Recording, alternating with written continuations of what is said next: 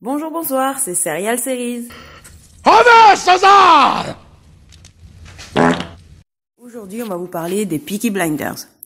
Ce drame historique, diffusé depuis le 12 décembre 2013 sur la chaîne BBC et en France sur Arte, mais également disponible sur Netflix, ceci n'est pas un placement de produit, mais s'il y a moyen.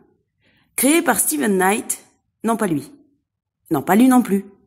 Oui, bon, ça va, on va dire que c'est bon. Cette série britannique compte actuellement 4 saisons et une 5e serait en projet pour 2019. Hihi. Attention, cette série n'est pas tout public, donc si à la vue du sang vous avez les miquettes, on vous la conseille pas.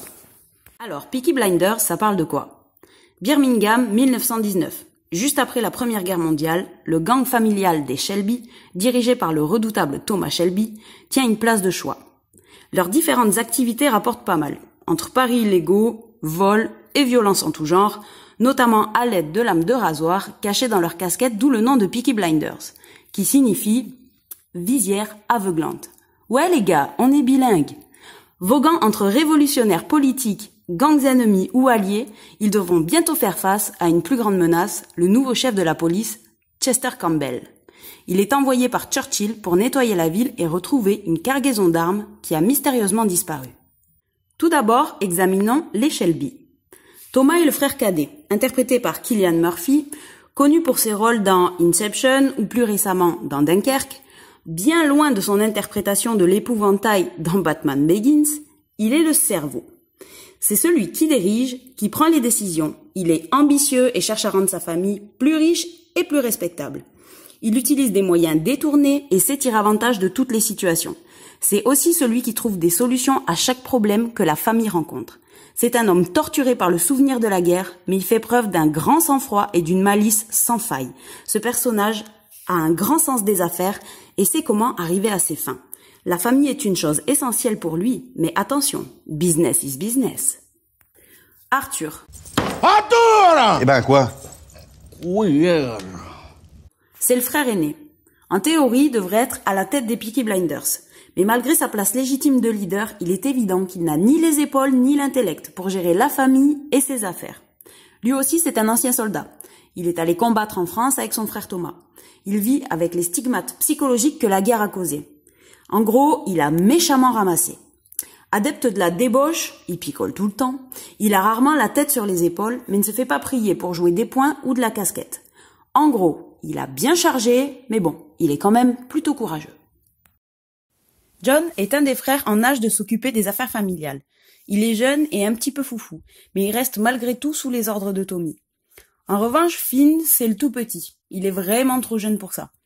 Ada, c'est la seule fille de la fratrie. Elle voudrait s'éloigner un peu de sa famille, mais on coupe pas si facilement les ponts avec les Peaky Blinders. Tante Polly, c'est la doyenne de la famille. Elle fait un peu office de mère de substitution. C'est une femme forte qui a été capable de s'occuper du business lorsque les hommes étaient à la guerre. Respectée par sa famille, elle donne bien souvent des conseils avisés à Tommy. Cependant, derrière le personnage de Polly, se cache une femme fragilisée par les événements du passé. Parlons aussi de 2 autres personnages qui nous semblent plutôt importants.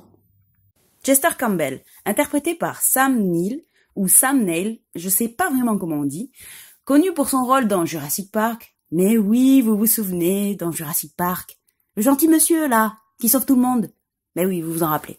C'est un inspecteur de police envoyé par Churchill qui a pour mission de retrouver la cargaison d'armes qui a disparu et de faire un grand nettoyage dans la ville. Il va très vite prendre en grippe les Shelby avec des méthodes quelque peu douteuses. Cet homme d'honneur, entre guillemets honneur, cache sous son chapeau melon une véritable envie de détruire les Peaky Blinders. Deuxième personnage qui nous semble aussi un petit peu important, c'est Grace. En fait, c'est une nouvelle arrivante. Elle va rapidement se faire embaucher en tant que serveuse au Garrison Pub, QG des Peaky Blinders. N'est-ce pas un tout petit peu louche? Et si on causait un peu de l'ambiance dans laquelle ils évoluent? Les décors sont hyper réalistes. Qu'il s'agisse des usines, des rues boueuses, des pubs, des véhicules ou des maisons, rien n'est laissé au hasard. Vous serez, dès les premières minutes, plongé dans le Birmingham des années 20, avide de découvrir ce qui s'y passe. Les couleurs sombres sont au rendez-vous et l'atmosphère ambiante colle parfaitement à l'histoire. Vous trouverez aussi un vrai travail vestimentaire et capillaire. Le style des Peaky Blinders est tout à fait remarquable. Les longs blousons, les casquettes qui ressemblent à des bérets, les bottines, les coupes anti-poux sont parfaits. D'ailleurs, on peut retrouver de nos jours certains aspects de cette mode. À l'inverse, vous retrouverez une bande originale qui s'intitule The Red Right Hand de Nick Cave et de Bad Seeds, que je vous conseille bien entendu, qui sonne un peu comme une musique assez récente. En fait, elle est en décalage avec l'ambiance dans laquelle on est plongé en regardant Peaky Blinders. Mais vraiment, c'est un coup de génie. Il faut que vous écoutiez ça, les gars. On a gathering storm comes a tall, handsome man in a dusty black coat with a red right hand. Petite parenthèse sur cette série, elle s'inspire de personnages qui ont réellement existé.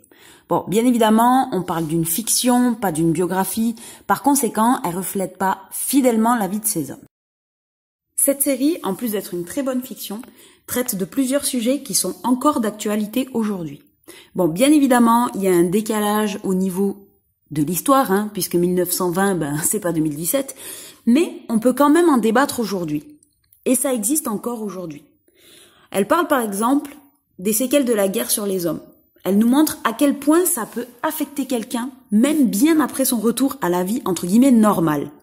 La guerre, ça transforme les hommes. Et c'est très très bien représenté par le personnage de Danny qui apparaît dès le début de la série. Elle révèle aussi, par exemple, la difficulté à distinguer le bien du mal lorsqu'on évolue dans un gang. Et ça aussi, c'est d'actualité.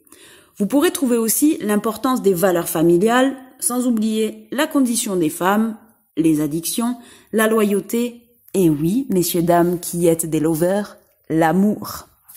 En gros, elle traite beaucoup de sujets.